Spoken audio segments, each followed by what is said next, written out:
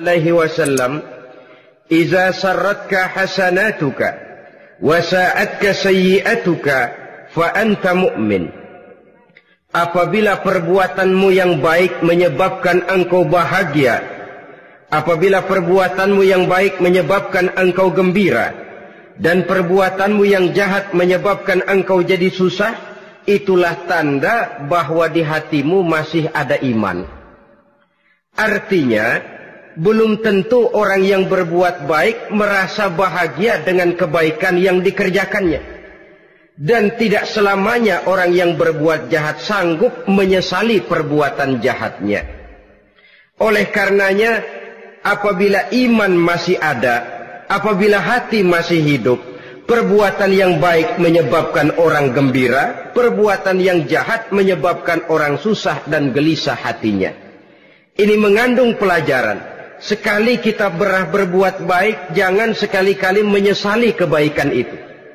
Sebaliknya, satu kali kita melakukan kesalahan, hendaknya selalu menyesalinya. Kadang-kadang dalam kehidupan, karena orang tempat kita berbuat baik itu rupanya membalas air susu dengan air tuba, kita lalu menyesali kebaikan. Lahirlah kata-kata, "Nyesal saya nolong dia." Ibarat pepatah katanya, nolong anjing kejepit. Waktu kejepit setengah mati kita tolongin, begitu selesai dia dari kejepitnya, malah kita digigitnya.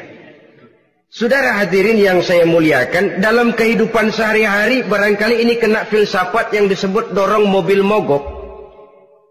Ketika mobil mogok setengah mati kita dorong, begitu mesin hidup ditinggalkannya kita di belakang. Sesungguhnya perbuatan kita yang baik tidak harus disesali.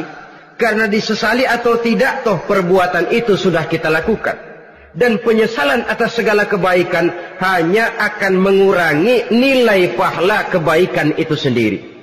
Berbahagialah apabila berbuat baik, walaupun orang yang kita melakukan kebaikan membalasnya dengan kejahatan. Menyesalah apabila berbuat kesalahan, apabila melakukan dosa, karena itu pertanda nilai iman yang masih hidup dalam jiwa kita.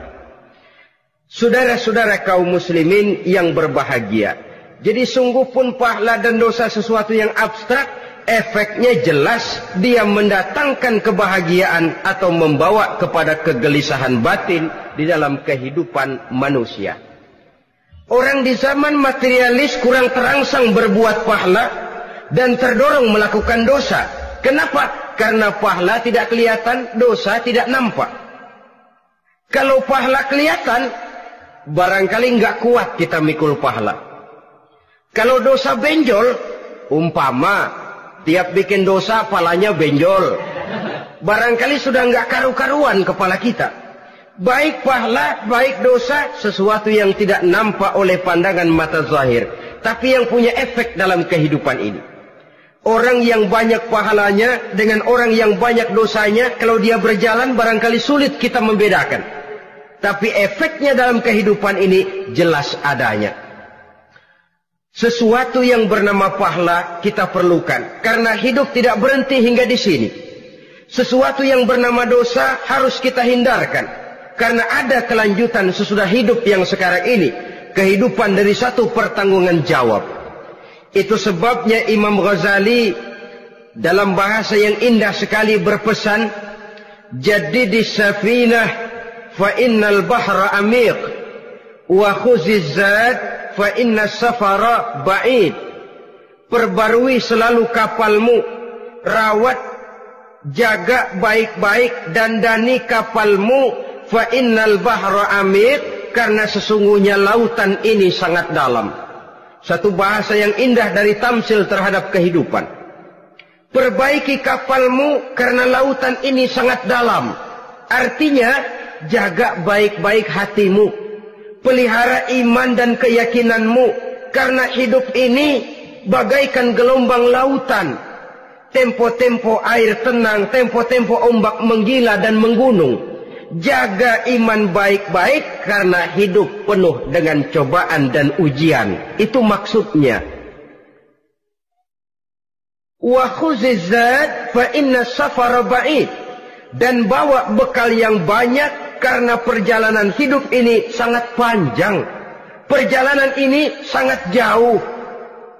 Kita kalau pergi keluar kota tentu saja membawa bekal. Makin jauh kota yang akan kita tuju, makin banyak bekal yang harus kita bawa. Alangkah sengsaranya manusia apabila dia akan pergi ke satu kota yang jauh, modalnya cuma nekat. Bagaimana nanti di sana sajalah. Tidak membawa bekal sebagaimana yang sewajarnya. Hal yang semacam ini senangnya sih belum tentu, keblangsak dan susahnya sudah kebayang. Itu dalam kehidupan di dunia ini. Bagaimana kalau sudah bicara tentang kehidupan yang akan datang? Karena sesungguhnya hidup ini merupakan satu perjalanan yang sangat panjang. Sejak kita tinggal di alam arwah, pada saat jasad belum lagi diciptakan Allah, ruh sudah diciptakannya lebih dahulu. Sampai kemudian kita pindah ke alam rahim, alam kandungan ibu. Untuk kemudian berpindah kepada kehidupan dunia. Dari dunia ini kita pindah ke alam barzakh. Di sana tinggal kita 100 tahun mungkin, 100.000 tahun mungkin, 1 juta tahun mungkin, menunggu saat datangnya kiamat. Lalu dari alam barzakh pindah kita ke alam akhirat. Satu perjalanan yang sangat panjang. Alangkah malangnya, alangkah sengsaranya, jika tahu kita begitu panjangnya perjalanan hidup ini, tidak ada bekal yang kita bawa. Artinya kesengsaraan, kesulitan yang bertali-tali sudah jelas akan menimpa kita.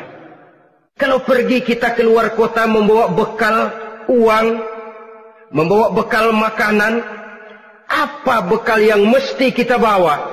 Apabila kita kembali ke alam barzakh, kembali ke alam kubur, berkumpul di padang mahsyar di akhirat nanti. Nasi yang mau kita bawa, uang yang mau kita bawa, tentu tidak lagi. Karena kehidupan materialis selesai di atas liang lahat. Bila masuk kita ke liang lahat, disitulah pahala dan dosa memegang peranan yang sangat penting. Maka pada pertemuan malam ini, kita akan bicara tentang pahala dan dosa itu. Saudara-saudara kaum muslimin rahimakumullah. Yang dinamakan pahala, kata Imam Ali Al-Jurjani dalam kitab At-Ta'rifatnya, ma yastahiqqu bihi ar-rahmatu wal maghfiratu minallahi ta'ala. Sesuatu yang pelaksananya berhak untuk mendapat rahmah dan ampunan dari Allah. Dengan kata lain, nilai pahala adalah akibat dari perbuatan-perbuatan di dalam melaksanakan perintah dan anjuran yang ada di dalam kehidupan agama. Apabila perintah dan anjuran kita laksanakan, nilai pahala itu lalu datang. Nah, nilai pahala dalam Islam, menurut konsepsi Quran, Allah menjelaskan, man jaa bil hasanati falahu asyru amsalihha. Barang siapa yang datang membawa satu kebajikan, barang siapa yang melaksanakan satu kebaikan, maka dia akan mendapat balasan 10 kali dari kebaikan yang dikerjakannya. 10 kali ini pun masih dilipat gandakan dengan 7. 7 ini pun masih dikalikan 100. Dan itu pun masih ditambah dengan pernyataan, wallahu yudha'ifu liman yasha. Allah masih akan melipat gandakan perbuatan baik seseorang yang dikehendakinya. Itulah nikmatnya dalam Islam. Tetapi sebaliknya, wa man jaa'a bisayyi'ati fala yujza illa mislaha. Barang siapa yang melakukan satu kejahatan, dia tidak akan mendapat balasan kecuali sesuai dengan kejahatan yang dikerjakannya. Alangkah rahman dan rahimnya Allah. Orang yang berbuat baik dibalas 10, dikali 7, dikali 100, masih dilipat gandakan pula. Tapi orang yang berbuat jahat tidak akan mendapat balasan kecuali sesuai dengan kejahatan yang dikerjakannya. Ini kan beda dengan sifat kita manusia. Kita ini kadang-kadang kalau dijitak membalasnya mukul. Tapi kalau orang berbuat baik kepada kita, kita enggan untuk berbuat baik kepada orang tadi. Allah tidak mengajarkan begitu.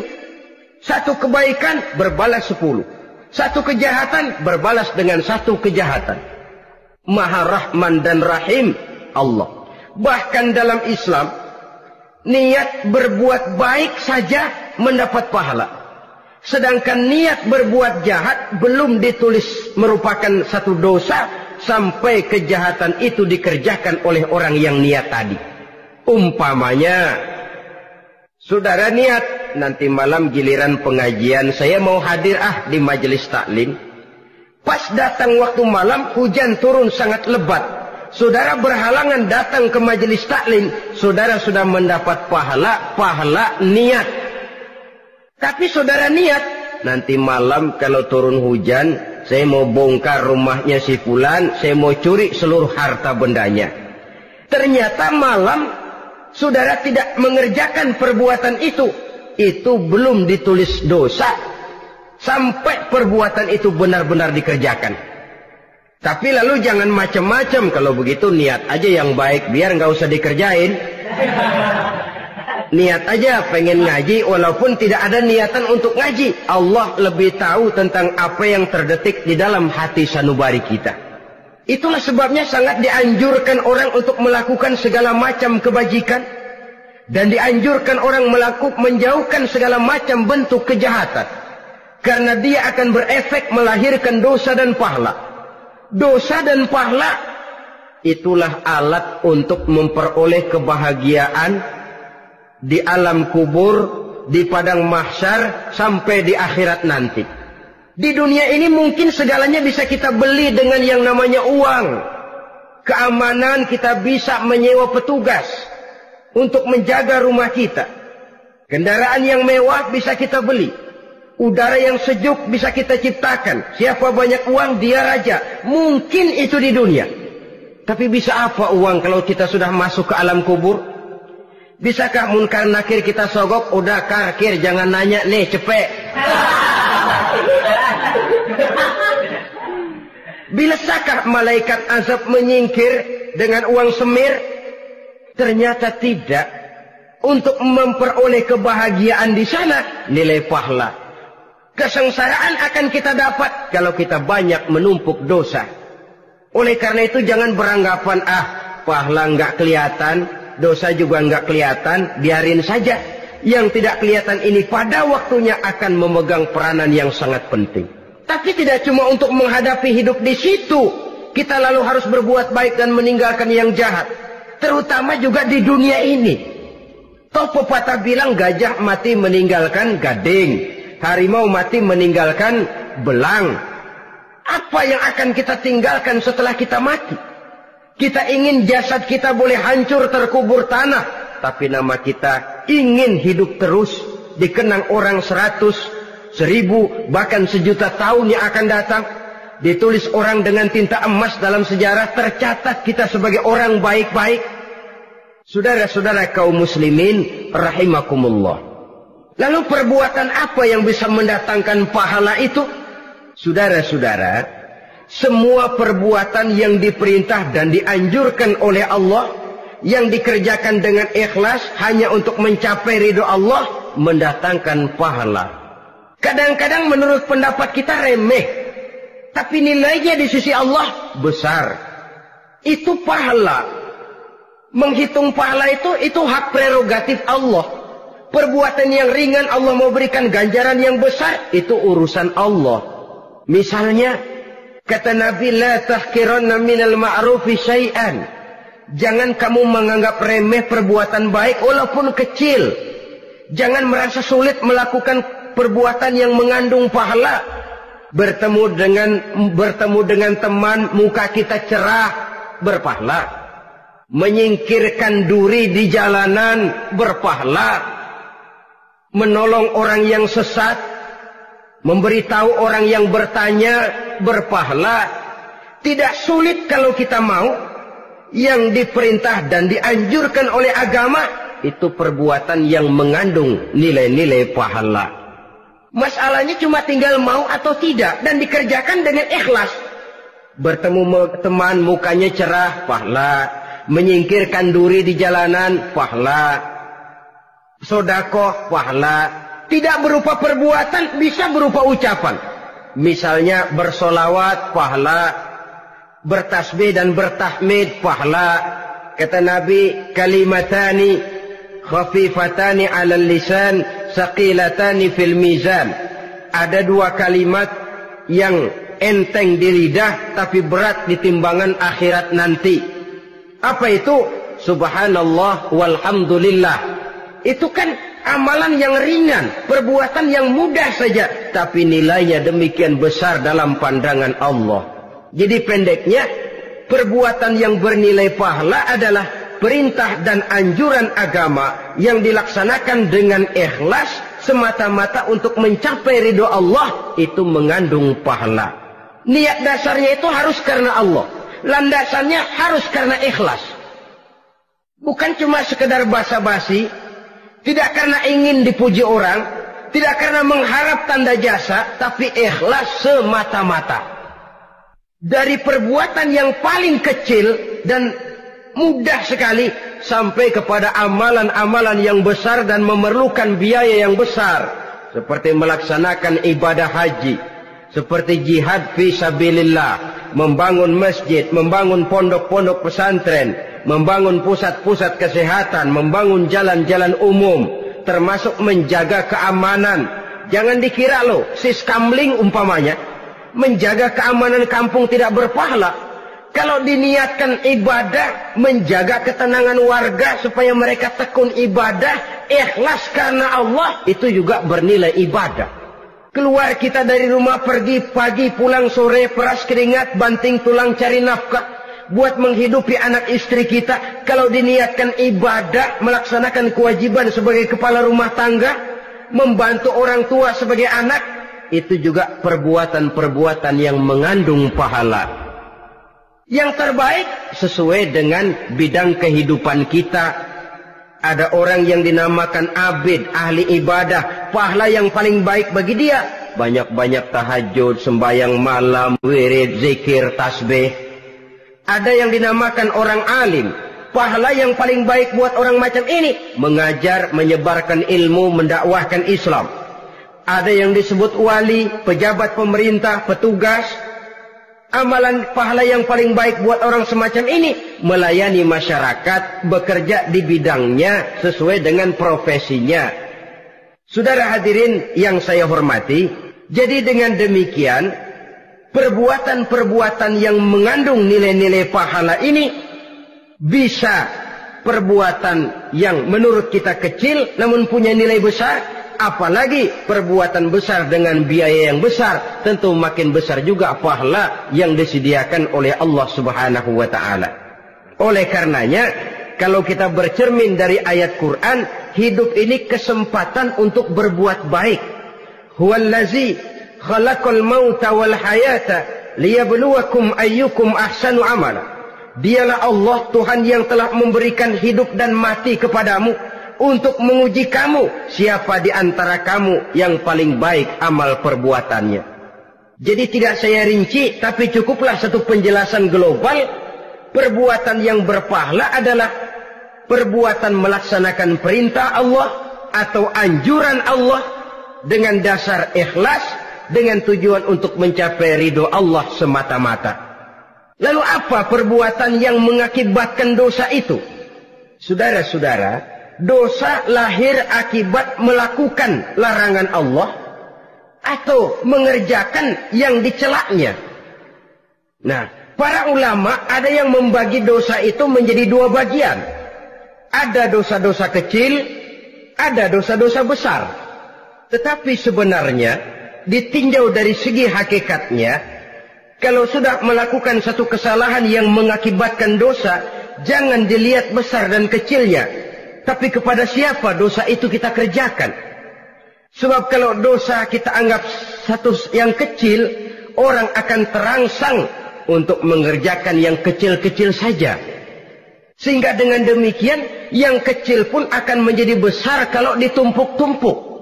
Sedangkan yang besar bisa saja menjadi kecil kalau selalu diiringi dengan permohonan ampun kepada Allah. Itu sebabnya para ulama sufi, orang-orang tasawuf mengatakan, la saghair ma'al istimrar wala kabair ma'al istighfar. Tidak ada dosa yang kecil kalau dikerjakan terus-menerus, dan tidak ada dosa yang besar kalau digempur tiap saat dengan perbuatan istighfar atau memohon ampun kepada Allah Subhanahu wa taala. Cuma saja pada umumnya karena dosa-dosa kecil itu lebih mudah taubatnya, dan ada janji Nabi, barang siapa yang meninggalkan dosa-dosa besar akan diampuni dosa-dosanya yang kecil-kecil.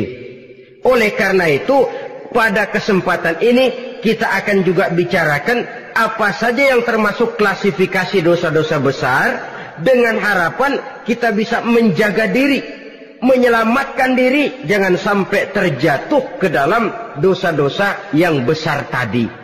Tetapi bukan berarti kita harus terangsang melakukan dosa-dosa yang kecil. Biarin kecil ini, tobatnya gampang. Dosa kelas teri. Dosa itu kan tidak kelihatan.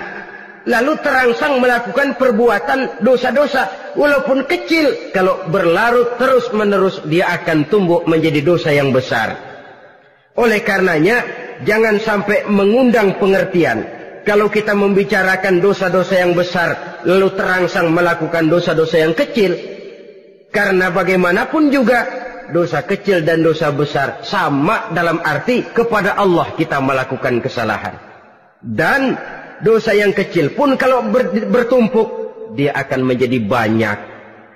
Saudara-saudara kaum muslimin rahimakumullah, ada beberapa jenis dosa-dosa besar.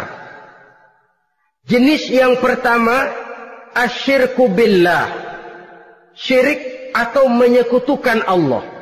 Dari sekian deretan dosa-dosa besar, syirik ini merupakan bapak moyangnya dosa. Dedengkotnya dosa, itu syirik, menyekutukan Allah. Bahkan dosa yang lain Allah masih mau mengampuni. Tapi kalau sudah syirik, menyekutukan Allah, itu sudah satu dosa yang tidak berampun sama sekali. Oleh karena itu tepat pesan Imam Ghazali tadi. Jadi di safinah fa innal bahra amik. Jaga iman, pelihara akidah, dandani kapal. Karena hidup ini gelombang lautan sangat dalam, hidup banyak cobaan. Di dalam hidup di zaman sekarang ini, saudara bisa perhatikan, di mana tensi ekonomi tinggi, lapangan kerja sulit, persaingan hidup makin tajam, sifat egois dan individualis tumbuh di mana-mana, rasa solidaritas sosial menurun, sifat gotong royong musnah, orang mudah potong kompas, potong jalan, ingin cepat kaya, ingin cepat naik pangkat, ingin dapat kedudukan. Kadang-kadang akidah pun terjual, akidah pun musnah, jatuh ke jurang syirik pun tidak jadi soal. Itu yang kita khawatirkan. Kalau dosa-dosa yang lain Allah masih mau mengampuni, tapi kalau sudah jatuh kepada syirik, Allah sama sekali tidak akan memberikan ampun. Dalam kaitan dengan ini barangkali tepat sinyalemen Imam Ali itu. Andai kata kemiskinan merupakan satu kepribadian, saya akan membunuhnya lebih dahulu. Artinya memang kemiskinan ini sering mendorong orang kepada jurang kemusyrikan. Tidak tahan menghadapi godaan perut akibat tensi ekonomi yang tinggi, lapangan kerja yang sulit. Iman pun jadilah ditukar dengan 3 liter beras. Akidah pun jadilah dibarter dengan 3 bungkus supermi, dengan pakaian bekas, dengan obat-obatan. Tidak jadi soal baginya mengejar kebahagiaan yang relatif singkat dengan mengorbankan kebahagiaan yang abadi. Persis ibarat pepatah, nyari jarum kampak hilang. Mencari sesuatu yang kecil, yang besar jadi sia-sia. Membela perut, mengorbankan akidah. Na'udzubillah summa na'udzubillah. Saudara-saudara kaum muslimin rahimakumullah, ini fakta, ini kenyataan. Dan hal semacam ini tidak bisa diatasi cuma dengan ceramah, simposium, diskusi, seminar. Apalagi Nabi berpesan, solahu ummati bil ilmi wal mal. umatku hanya bisa menjadi baik akidahnya dengan ilmu dan harta. Itu bahasa Nabi. Kalau bahasa kita sekarang, dengan ekonomi dan pendidikan. Ilmu, pendidikan, ekonomi, harta. Tanpa itu sangat besar kemungkinan kita bisa menjual akidah terjerumus di lembah kemusyrikan. Maka terutama kepada saudara-saudara saya, muslimin yang terpencil jauh dari kota-kota besar, yang kadang dalam kehidupan seharinya imannya sering digoda oleh supermi, akidahnya sering ditantang oleh pembagian beras, pakaian-pakaian bekas, obat-obatan dan sebagainya. Jaga dan bentengi akidah kita. Lebih baik nyawa berpisah dari badan, asal iman jangan berpisah dari hati. Kepada adik-adik saya para remaja, para pemuda di kota-kota besar, yang iman dan akidahnya sering ditantang dengan minuman-minuman keras, fasilitas-fasilitas yang menghanyutkan, yang secara terarah dan praktis sedikit demi sedikit menggiring kita untuk keluar dari nilai-nilai akidah. Hati-hati, jaga baik-baik, sebab intan paling mahal, mutiara paling berharga, tidak lain nilai iman ini. Tergelincir kita daripadanya, jatuh ke lembah kemusyrikan, jatuh ke satu dosa yang teramat besar, yang Allah tidak akan pernah memberikan ampun lagi. Ini dosa besar yang pertama. Yang kedua, qatlun nafsi illa bilhaq, membunuh orang tanpa alasan yang benar. Di zaman kesulitan ekonomi kadang-kadang orang mudah nekat. Tengok saja, kadang-kadang karena pasal uang 100-200 perak saja nyawa bisa melayang. Kadang-kadang karena urusan yang remeh, salah omong, salah ambil, salah ucap, salah pegang, nyawa bisa jadi melayang. Alangkah murahnya nyawa, seakan-akan kita yang punya. Padahal nyawa itu hak milik Allah.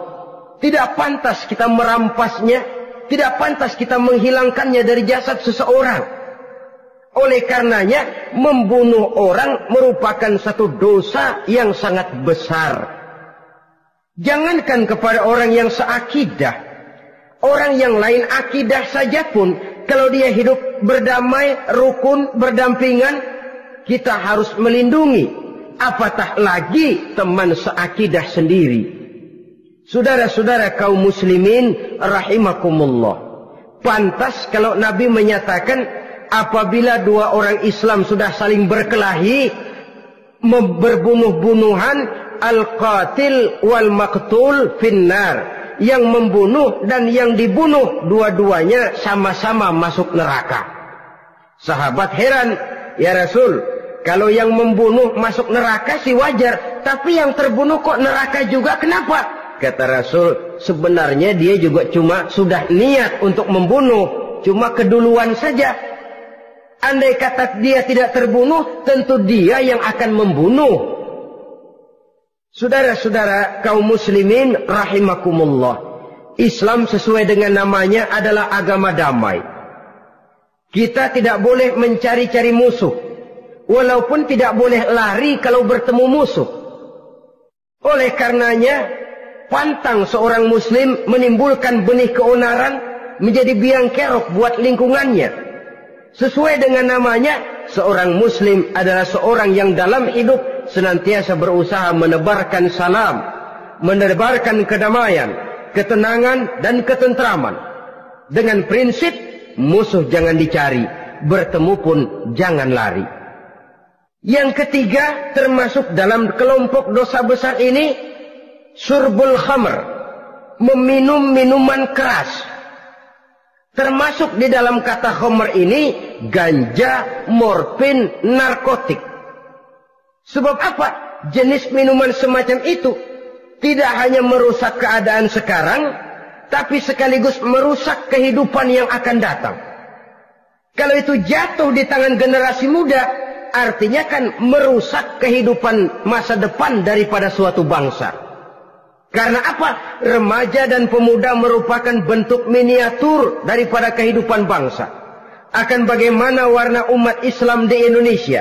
Bahkan akan bagaimana warna Indonesia 30, 40, 50 tahun yang akan datang. Remaja sekarang jawabannya. Kalau remaja kita sekarang ini kerjanya cuma bisa nyekek botol, insya Allah bangsa Indonesia 30-40 tahun yang akan datang akan tumbuh menjadi bangsa teler. Tidak banyak yang bisa kita harapkan. Remaja adalah gambaran masa depan dari satu bangsa, dari satu umat. Dan remaja itu di dalam dirinya secara fitrah terkumpul semua bakat, terdapat semua kemungkinan. Kita ini lahir membawa sifat pemimpin, tapi juga membawa sifat pengacau. Kita ini ada bakat jadi orang jujur, ada bakat jadi pengkhianat. Kita ini ada bakat menjadi orang baik-baik, kita juga punya bakat jadi biang kerok. Kita kemungkinan bisa jadi pemimpin bangsa, tapi juga bisa menjadi pemimpin bangsat. Nanti lingkungan dan pendidikan akan menumbuhkan, membentuk mana yang tumbuh lebih subur.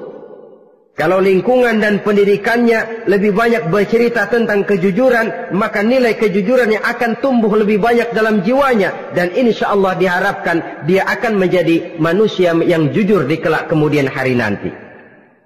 Dan masalah minuman keras ini sebenarnya berkait. Kita tidak bisa cuma menyalahkan remaja saja, menyalahkan pemuda saja. Karena bagaimanapun masalahnya kompleks. Menghancurkan sesuatu tanpa melihat kausalnya, tanpa melihat sebab akibatnya kan sama juga bohong.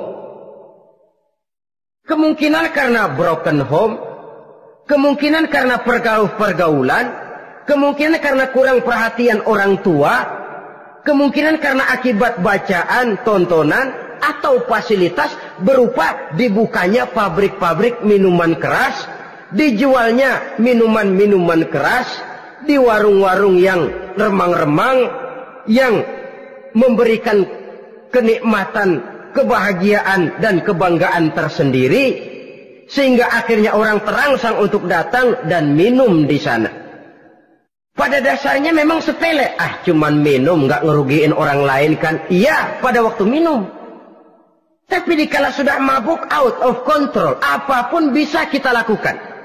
Yang kita ucapkan kita tidak sadari lagi, yang kita kerjakan tidak kita sadari lagi. Dikala itu segala macam kejahatan bukan sesuatu yang tidak mungkin untuk kita laksanakan. Nggak ngerugiin orang lain, memang pada saat mau minum. Tapi begitu minum, mabuk, kita bisa merugikan orang lain. Setidaknya merugikan diri sendiri. Pertumbuhan IQ menjadi lemah, semangat kehidupan hilang, gairah kerja menurun, kalau tidak ada sama sekali. Lalu apa yang bisa kita lakukan di dalam kehidupan? Dan akan lebih celaka kalau ini menimpa kehidupan generasi muda kita. Kadang-kadang yang ironi ya, kalau yang orang tuanya mampu barangkali masih tertolong. Tapi yang orang tuanya kondisi ekonomi lemah masih kepengen teler juga. Orang tuanya nggak mampu masih pengen mabuk.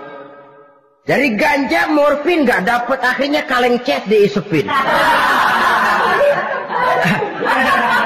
Yang penting kan bisa teler, mendatangkan satu kebahagiaan tersendiri. Itu sebabnya memang satu kejahatan menurut teori polisi ya hanya bisa terjadi karena faktor N dan K, niat dan kesempatan. Niat ada, kesempatan ada, jadi orang jahat. Kurang salah satunya, biasanya kejahatan terbendung. Niat ada, kesempatan tidak ada, sulit berbuat jahat. Kesempatan ada, niat tidak ada, tidak mungkin orang jahat. Tapi yang paling dominan sebenarnya niat. Kalau niat sudah kuat, kesempatan bisa dicari. Kesempatan bisa diciptakan. Biar hansip nongkrong, ditungguin lengahnya. Ya biarin, jam 11 sampai jam 2, matanya melotot, jam 3 dia mulai ngulet, ngempet. Nah, di saat itu saya masuk ke rumahnya. Kalau niat kuat, kesempatan bisa diciptakan. Dan kalau sudah niat, ini masalah hati. Kalau sudah masalah hati, menyangkut soal moral. moral, artinya sudah masuk kepada kehidupan agama. Saudara-saudara kaum muslimin rahimakumullah. Yang keempat yang termasuk jenis dosa besar, az-zina, perbuatan zina. Di zaman pergaulan bebas dengan prinsip free love, free sex ini, tengok sudah berapa banyak gadis-gadis bergelimpangan jadi korban. Berapa banyak bayi-bayi yang lahir ke dunia tanpa tahu kemana dia mesti memanggil bapak. Apakah deretan jumlah korban ini masih harus bertambah lagi? Paling tidak, biarlah yang sudah jadi korban, tapi jangan bertambah lagi hendaknya. Masing-masing kita berupaya menahan diri. Termasuk dalam kategori zina ini, yang merupakan cabang-cabangnya, liwat, homoseks, lesbian, masturbasi. Bahkan masturbasi itu termasuk jenis zina tangan. Dan itu juga merupakan satu dosa. Di samping dosa juga merusak diri. Karena bagaimanapun juga dia akan mengurangi kemampuan daya pikir seseorang. Maka agama memberikan jalan keluar. Pesan Nabi, ya ma'syara syabab, man istata'a minkumul ba'at falyatazawwaj. Hai para pemuda, kata Nabi, barang siapa di antara kamu yang sudah bisa ba'at, yang sudah mampu ba'at. Ba'at itu artinya memberikan nafkah, baik nafkah zahir maupun nafkah batin. Falyatazawwaj, maka hendaklah dia kawin. Jadi yang maksud ba'at ini ya nafkah zahir, ya nafkah batin. Kita kadang-kadang cuma bisa ngasih nafkah batin saja sudah merasa pokoknya kan saya sanggup untuk kawin, lalu kawin tanpa kehilangan, dengan kehilangan pertimbangan. Saudara-saudara, wa in lam yastati', adapun kalau dia belum mampu, fa alaihi bisyam, hendaknya dia banyak puasa. Fa innahu lahu wija, karena puasa itu akan merupakan benteng jangan sampai orang memperturutkan hawa nafsunya. Andai kata puasa belum hobi, banyaklah olahraga para pemuda, para remaja. Karena dengan olahraga, pemikiran untuk memperturutkan hawa nafsu agak sedikit terkendali dan energi tersalurkan dalam bentuk yang positif. Pendeknya kreatif, banyak kegiatan. Ini pesan Imam Syafi'i tepat itu. Kata beliau, inni ra'aitu wuqufal ma'i yufsiduh, insala toba wa illam yajri lam yatib. Aku melihat air kalau diam rusak, tapi kalau dia mengalir jernih. Air kalau ngendap, nggak ngalir, nyamuk nyarang di situ, bisa jadi sumber penyakit. Manusia hidup begitu. Kalau nggak punya kegiatan, nggak kreatif, kerjanya cuma delohom, ayam-ayam, akhirnya jadi ngerusak. Ngomongin orang. Jano ngapa? Ano. Kebangetan nggak ngapa-ngapain, orang aja dipontenin. Orang diomongin, lahirlah namimah, lahirlah ribah. Saudara-saudara, air itu kalau ngendap ada aja yang nyarang. Tapi kalau dia ngalir, orang ada kesibukan, insya Allah dia tidak akan jatuh kepada sesuatu yang bisa mengundang dosa. Isilah waktu dengan hal-hal yang bermanfaat. Karena hidup ini singkat dan tidak berjalan mundur ke belakang. Mundur hancur, berhenti diinjak orang. Sekali melangkah, jangan surut mundur ke belakang. Homoseks, terlepas dari penyakit kejiwaan. Sekarang ini kan sudah ada persatuan kaum gay katanya. Meminta perlakuan yang sama dan agar dibolehkan kawin sesama mereka. Secara manusiawi boleh, secara manusiawi kita hargai mereka. Tapi dari kacamata agama ini jelas merupakan penyimpangan. Dan penyimpangan merupakan suatu dosa. Terlepas dari pertimbangan manusiawi. Jangan karena terlalu memperturutkan suara manusiawi lalu kita mengesampingkan agama. Termasuk lesbian, wadon karo wadon. Kalau homo itu kan lanang karo lanang katanya. Saudara-saudara kaum muslimin rahimakumullah, ini bukan penyakit baru. Liwat, homoseks sudah dikenal dari zamannya Nabi Lut, laki dengan laki. Lesbian dari zaman istrinya Nabi Lut. Terlepas dari penyakit kejiwaan, dari segi agama ini merupakan penyimpangan dan merupakan dosa yang besar. Yang kelima, yang termasuk jajaran dosa kelas kakap, qazful mu'minina wal mu'minat, menuduh orang mukmin yang baik-baik, laki atau perempuan, melakukan perbuatan zina sehingga hancur namanya di masyarakat. Ini merupakan satu perbuatan dosa yang sangat besar dan sangat dimurkai oleh Allah. Saudara-saudara kaum muslimin rahimakumullah.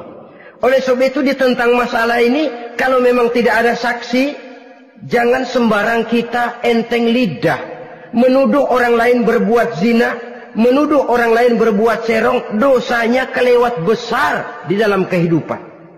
Karena apa? Mencari harga diri itu berat, memelihara kehormatan diri jauh lebih berat. Satu kali orang dihancurkan namanya di masyarakat, dia akan terisolir jadinya. Oleh karenanya, berlindung kita kepada Allah, jangan sampailah dihinggapi oleh sifat ini. Karena sentimen kita kepada seseorang, karena hasad kita kepada seseorang, tidak senang melihat orang lain lebih maju, lalu lidah ini seenaknya saja mengucapkan kata. Padahal sanksi dan resikonya sangat besar. Yang kita tuduh barangkali mendapat pahala dari Allah. Kita sendiri yang menuduh tanpa saksi, tanpa alasan yang benar, mendapat dosa yang sangat besar. Saudara-saudara, memang kadang-kadang aneh dalam hidup ini. Seorang pelacur biasanya bisa menjaga mulutnya di masyarakat, kata-katanya baik, sopan. Kenapa? Karena mulut yang satu sudah tidak terjaga.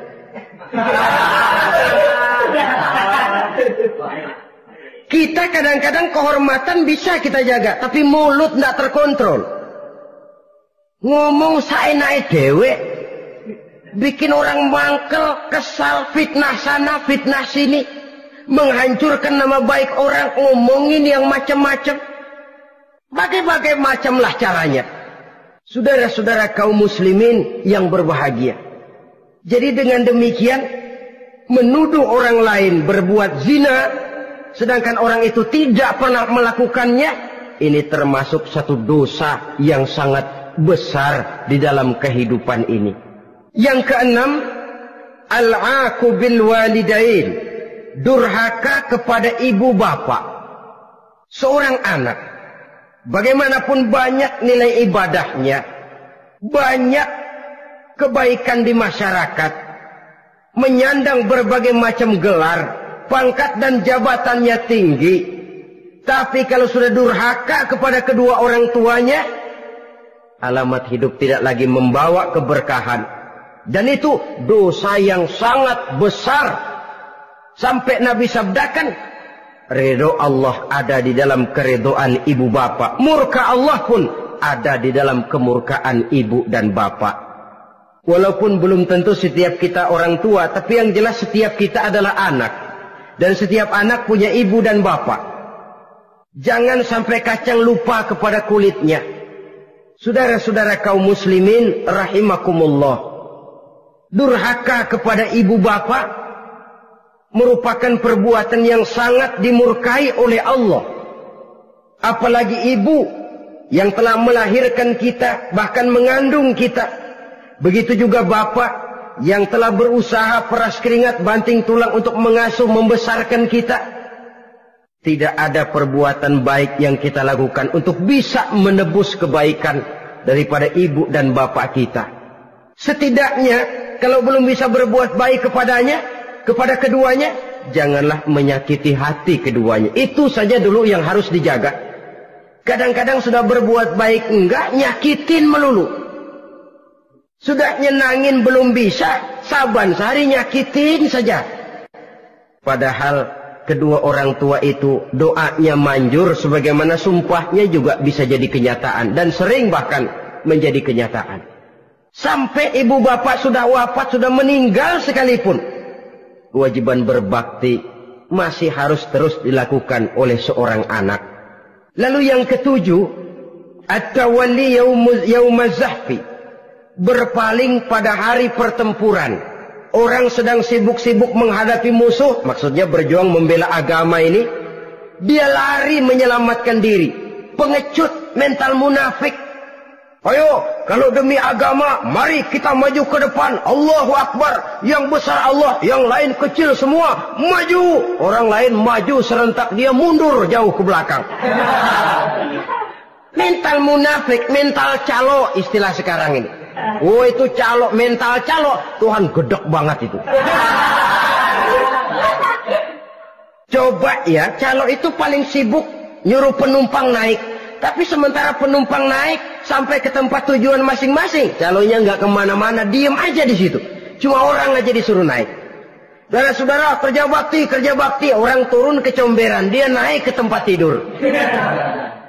Mundur di hari pertempuran, menyebabkan orang lain gugur, dia sendiri menyelamatkan diri. Mental pengecut, mental munafik, itu merupakan dosa yang sangat besar.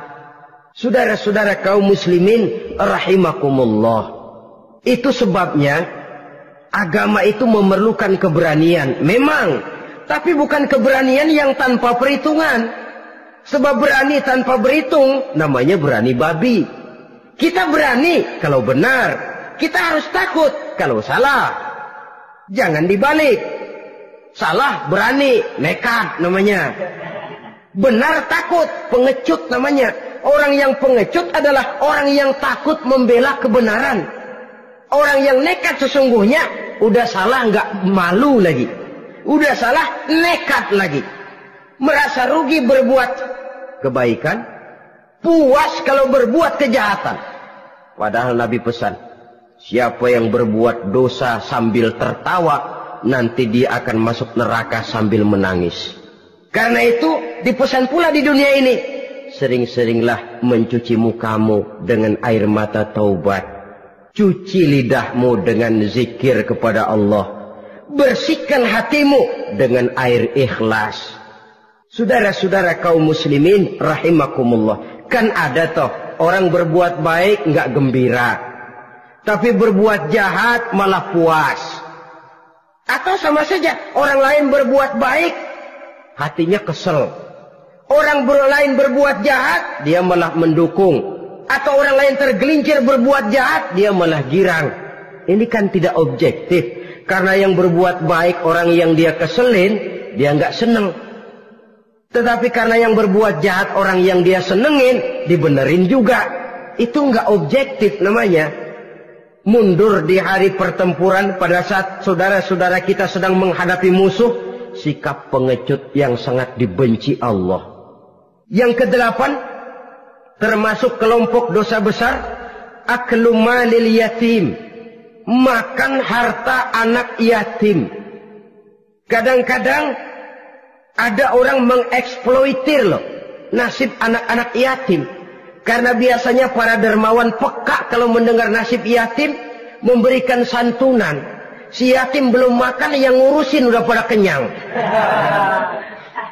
Mengeksploitir, memakan harta anak yatim termasuk dosa yang sangat besar. Sehingga Nabi pesan, ana wa kafilul yatim kahataini yaumal qiyamah. Aku dan orang yang menyantuni anak yatim seperti dua jari ini di hari kiamat. Rumah yang paling dimuliakan Allah adalah rumah yang di dalamnya ada anak yatim yang hidupnya dihormati, hidupnya disantuni, keperluannya dicukupi.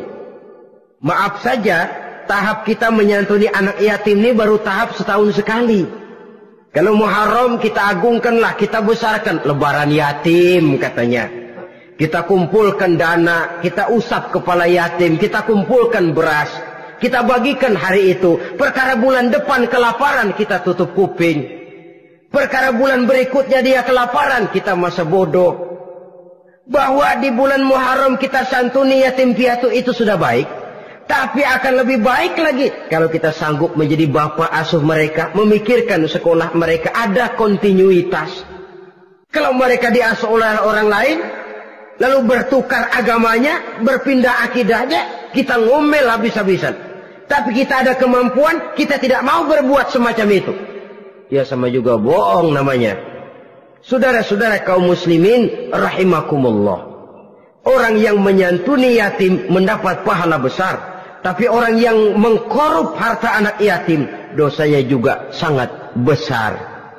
Berhati-hatilah kalau kita diberikan kepercayaan oleh masyarakat untuk mengurus anak-anak yatim. Karena pahalanya besar, resikonya juga besar. Yang ke-9, syahadatuz zur, sumpah palsu.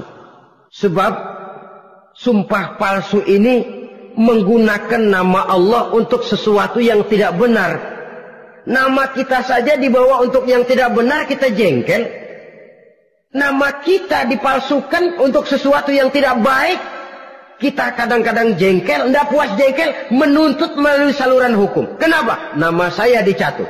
Bagaimana lagi kalau nama Allah kita pakai untuk bersumpah, sumpahnya palsu, menguntungkan kita, merugikan orang lain, Allah murka betul. Maka sumpah palsu termasuk deretan dosa-dosa besar. Apalagi yang ke-10, aklu riba, makan riba alias renten. Ini kan yang cepat mendatangkan uang. Kadang-kadang kalau yang bikin riba itu orang awam barangkali, ya masih kita maklumi. Kadang-kadang penyakit ini datang menimpa mereka juga yang kita kenal kebaikannya. Bahkan suka datang ke musola, rajin ke masjid kadang-kadang. Riba masih dimakannya. Karena cara cari duit paling enak. Duit utuh, tambahnya terus masuk. Na'udzubillah summa na'udzubillah. Itu yang diibaratkan dalam perjalanan Mi'raj waktu Nabi diperlihatkan neraka. Orang perutnya sebesar rumah dililit ular. Diseret-seret itu hancur perutnya. Dibulatkan lagi, diseret lagi, hancur lagi. Dibulatkan lagi, terus menerus begitu. Dia berteriak, mengerang, mengeluh, mengaduh kesakitan. Nabi tanya, itu apa Jibril? Itu contoh dari umatmu yang suka makan riba Muhammad. Makan renten. Saudara-saudara, ini kan mencekik leher orang. Orang sedang kesulitan. Kelihatannya sih baik, menolong. Tapi di belakang menolong itu nyekek. Di belakang nolong itu nyekek. Dan nyekek itu sebenarnya tujuan utamanya. Orang yang menjalankan riba pada dasarnya tidak punya peri kemanusiaan kok. Kalau dia kelihatannya mau menolong, kelihatannya motifnya mencari untung di belakang itu. Jauh dari kemanusiaan. Yang ke-11, saudara-saudara, termasuk jajaran dosa besar itu qat'ur rahim, memutuskan silaturahmi. Marah, hobi sama marah. Kalau 3 hari nggak marahan sama orang, ngebet palanya.